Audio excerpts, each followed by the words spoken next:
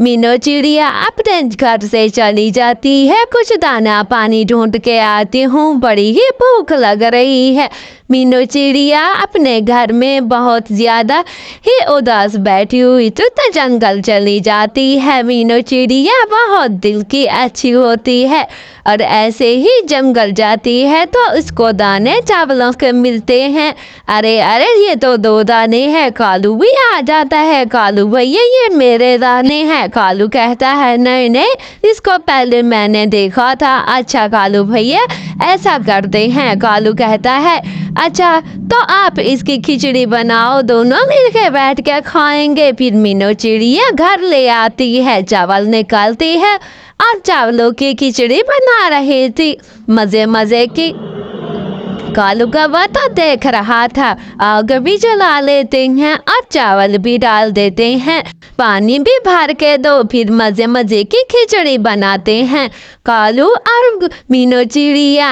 कालू कौवा कहता है मीनू चिड़िया आपकी चोंच पे गंदगी लगी हुई है, जाके नदी से चोंच धो के आओ, फिर बाद में मिल के बैठ के ये खिचड़ी खाते हैं। खिचड़ी तो बहुत मज़े की लग रही है।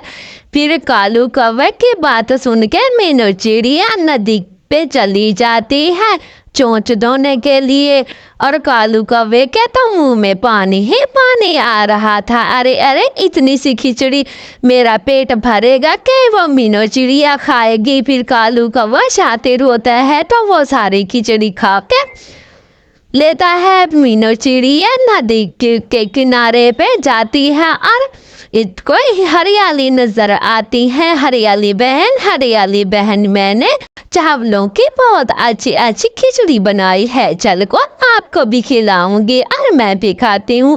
कालू कौवा भी मेरे किचन में बैठा है और हरियाली कहती है हाय हाय कालू कौवे को खिचड़ी के पास बिठा के आई थी, कहीं खिचड़ी न खा जाए, और भागे भागे जाते हैं। कालू कौवा सोया होता है। वो सारे खिचड़ी चट करके कालू कौवे को मीनू चिड़िया कहती कालू भैया खिचड़ी कहाँ गई? मैंने खिचड़ी पका के गई थी। कालू कहता है नहीं नहीं मैं तो सोया हुआ था मीनू बहन, खिचड़ी का मुझे क्या पता, कोई जंगली बिल्ली आपको खा गई होगी, मैं तो तेरा इंतजार कर रहा था। और हरियाली कहती है अच्छा अच्छा लड़ो मत, मेरे घर में सूखा दाना है, मैं वो ले आती हूँ, वो खा लेना।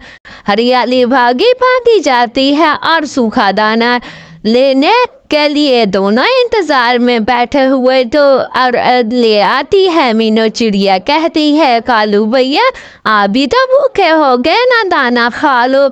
नहीं नहीं मीनू मेरा पेट भरा हुआ है, खिचड़ी खाए ना। नहीं नहीं वो सूंघी थी, सूंघ सूंघ के पेट भर गया। अच्छा मैं जा रहा हूँ। और कालू कौवे का पेट भरा हुआ था तो भागा भागा जाता है। मीनू चिड़िया कहती है ये खिचड़ी तो इस कालू ने खा ली। अगले दिन फिर मीनू चिड़िया एक प्लान बना के कालू के घर चली जाती है और मीनू चिड़िया कालू के घर आती है और कालू कौवा तो बाहर बैठा हुआ था। अरे अरे जाता हूँ आज तो मीनू चिड़िया का फिर से उल्लू बनाता हूँ, और छलांगे लगा रहा था कालू कौवा। मीनू चिड़िया भी बहुत ज़्यादा दिल की अच्छी होती है और बहुत भोली होती है। कालू कौवा जंगल से लकड़ियाँ लेके नहीं जाता है क्योंकि उसको जो मनाना था। लकड़ियाँ लेके मीनू के घर चला जाता हूँ, फिर कहता हूँ उसको मीठे मीठे मुझे बिस्किट बना के दे। फिर मीनू चिड़िया के घर मेरे पास ले जाता है। कालू भैया लकड़ियाँ क्यों लेके आए? बहन जी मुझे बिस्किट बना दो, वो चॉकलेट वाले जो आप बनाती हो। लकड़ियाँ भी लेके आया हूँ, कल तो आपकी ख़त्म हो गई थी। मीनू चिड़िया कहती है आटा मेरे पास नहीं है। कालू कौवा भागा भागा जाता है, किसान से आटा ले आता है। किसान जी मुझे थोड़ा सा गेहूँ को आटा दे दो, हमने बिस्किट बनाने हैं। किसान जी अंदर चला जाता है और काले कौवे को आटा दे देता है। काला कौवा वो आटा लेकर मीनू के घर आता है। मीनू चिड़िया तो सो रही थी। मीनू जी देखो देखो मैं आटा लेके आ गया, आप बिस्किट मुझे बना के दो। मीनू चिड़िया को मजा चखाना चाहती थी, उठ जाती है।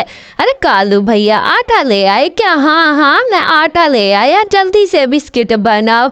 मीनू चिड़िया कहती है शाम हो गई है कालू भैया, अब तो बिस्किट कल बनेंगे, आटा रख दो भिगाएंगे, अब तो शाम हो जाएगी, रात को कैसे बनाएंगे अंधेरे में।